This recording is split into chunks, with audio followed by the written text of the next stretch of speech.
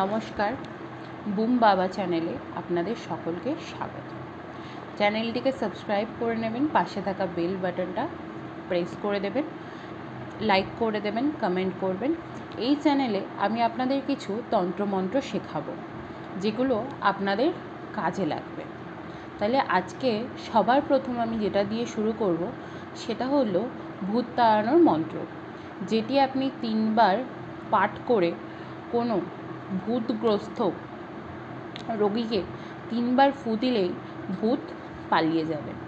তাহলে আমি এখানে আপনাদেরকে মন্ত্রটা দিয়ে দিচ্ছি, আপনারা পড়ে নিন।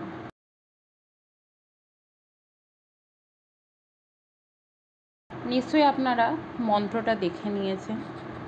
এই মন্ত্রটি 3 বার পাঠ করবেন। 3 বার পাঠ করে কোনো ভূতগ্রস্ত রোগীকে 3 বার ফু দিলেই ভূত পালাবে। নমস্কার।